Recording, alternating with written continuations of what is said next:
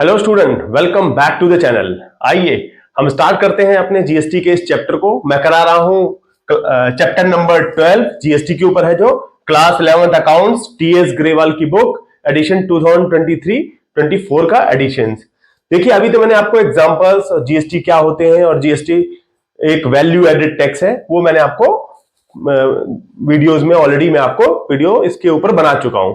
तो मैं आज आपके लिए एक परचेज का ट्रांजेक्शन लेके आया हूं जिसमें जीएसटी का रेट अप्लाई हो रहा है और वो इंटर स्टेट सप्लाई है।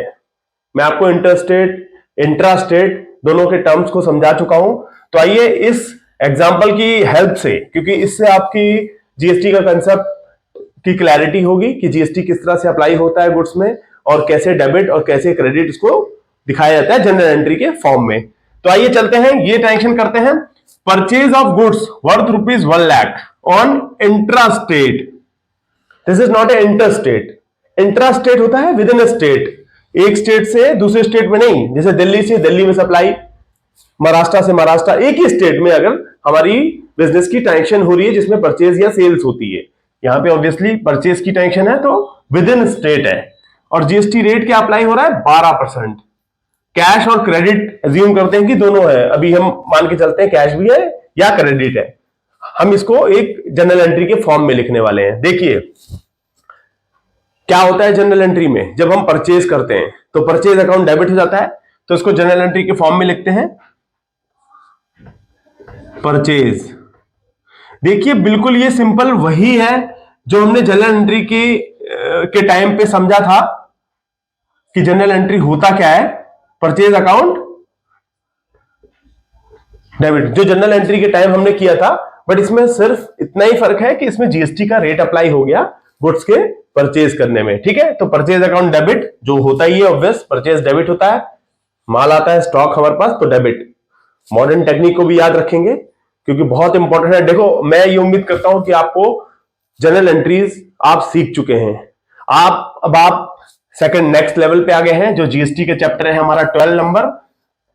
ये देखिए, आप जीएसटी के साथ जनरल एंट्री करना यहां सीखेंगे। परचेज अकाउंट डेबिट क्या होता है? जब माल पर, मैं आपको एक एग्जांपल वर्किंग से बता देता हूं।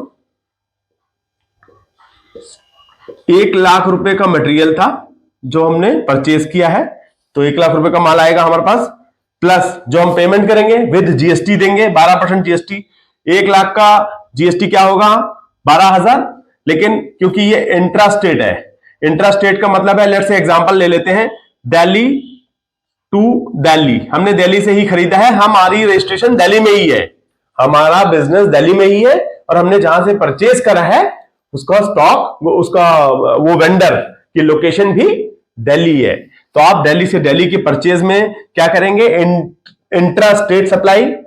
तो आप लगाएंगे सीजीएसटी और एसजीएसटी। मैं आपको वर्किंग से समझा रहा हूं। 6,000 रुपए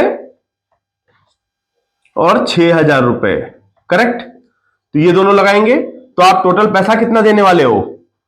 1,12,000, करेक्ट। आप 1,12,000 की पेमेंट करोगे तभी आपको माल मिलेगा ना। भाई देखो, 1 लाख तो स्टॉक का पैसा, दूसरा जीएसटी का पैसा। आप जीएसटी भी पे कर रहे हो, जिसको इनपुट जीएसटी बोलते हैं। आइए कर लेते हैं इसी की मदद से। मैंने ये वर्किंग आपको समझाने के लिए करी है, अब आप इसकी सहायता से जनरल एंट्री को फॉर्म कर सकते हैं। देखिए, परचेज अकाउंट डेबिट, फिर क्योंकि आप परचेज का पैसा देंगे, परचेज स्टॉक आया है। दूसरा लिखेंगे इनपुट। ध्यान रखिए इसका नाम है इनपुट सीजीएसटी अकाउंट। इसी तरह से ध्यान रखेंगे, इसको लिखते हैं इनपुट सीजीएसटी। इनपुट क्यों होता है? वो एसेट नेचर की होती है, मैं आपको ऑलरेडी समझा चुका हूं। और कुछ सॉल्यूशंस आएंगे, मैं आपको आगे बताऊंगा कि इनपुट क्यों, उसको एसेट क्यों मानते हैं, खर्चा क्यों नहीं। ठीक है, वो भी समझाऊंगा। अभी आप इसको जनरल एंट्री सिर्फ यहां तक समझें। Input CGST, input SGST account. क्या लिखेंगे? डेबिट हो रहा है, ये तीनों डेबिट हो रहे हैं, ठीक है, क्योंकि स्टॉक आया और ये हमने पे करा, तो हमारा एसेट है। ये एसेट भी जब बढ़ता है तो डेबिट। इनपुट हमारा जब हम पेमेंट करते हैं तो एसेट होता है। एसेट मैं आपको थोड़ी सी बता देता हूं आपके अंडरस्टैंडिंग के लिए, ताकि कंफ्यूज ना हो। अब आप बच्चे ये समझ रहे होंगे कि देखिए, हमने एक तो मटेरियल का पैसा दिया, दूसरा जीएसटी का पैसा दिया, सीजीएसटी एसजीएसटी। ठीक है, तो सीजीएसटी एसजीएसटी खर्चा क्यों नहीं, मैं इसके ऊपर एक अलग से आपको बिल्कुल एक्सप्लेनेशन के साथ, एग्जांपल के साथ समझाऊंगा कि हमारा ये एक्सपेंस नहीं होता, सीजीएसटी एसजीएसटी एक्सपेंस नहीं होता, ये हमारा सेट ऑफ करा जाता है आउटपुट लायबिलिटी से। हम इसका क्रेडिट यूटिलाइज कर लेते हैं, मतलब इसका बेनिफिट मिल जाता है फ्यूचर में। अब आप याद करें, ऐसी कोई खर्चा, ऐसा कोई हमने एक्सपेंस किया हो जिसका बेनिफिट फ्यूचर में मिल जाता है हमें, तो उसको एसेट बोलते हैं। तो यहां पर ये समझ के रखें, इनपुट सीजीएसटी एसजीएसटी एसेट होता है। तो यहां पर हम क्या करेंगे, 1 लाख रुपए से हमारा जो माल आया वो डेबिट, 6,000 रुपए सीजीएसटी बढ़ गया वो डेबिट, एसजीएसटी भी बढ़ गया वो डेबिट।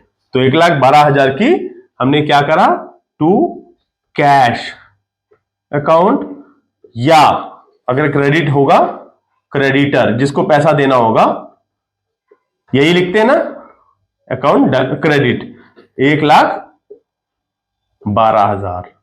देखो समझने वाली चीज ये है, मैं आपको बता दूं, आपको ये जनरल एंट्री आते होंगे, बिल्कुल आप समझते हैं इसको, जनरल एंट्री को। मैं आपको बताने मेरा यही है इसमें मोटो कि आप परचेज अकाउंट को डेबिट करेंगे, सीजीएसटी एसजीएसटी जो कि आप खर्चा मान रहे हैं लेकिन खर्चा है नहीं, आपने हालांकि पेमेंट जरूर करी है। आप जो माल खरीदते हुए हम गुड्स के साथ साथ जीएसटी का भी पैसा देते हैं, तो जो जीएसटी का पैसा बिजनेस टर्म्स में दिया जाता है परचेज के लिए, रॉ मटेरियल परचेज या कुछ भी बिजनेस में परचेज होता है ट्रेडिंग के लिए, उसको हम एसेट ट्रीट करते हैं, मैंने आपको बताया ना। तो इसलिए वो भी डेबिट हो जाएगा। 1,06,000 क्रेडिट कितना हो गया, 1,12,000। तो इसका मतलब ये हुआ कि हमने 1,12,000 की पेमेंट करनी है। तो मैं उम्मीद ये करता हूं कि फिलहाल आपको purchase of goods under the GST rate of intra state supply, जिसमें 12% का जीएसटी भी लगा हुआ है, आपको ये अच्छे से समझ में आया होगा। Thank you, thanks for watching.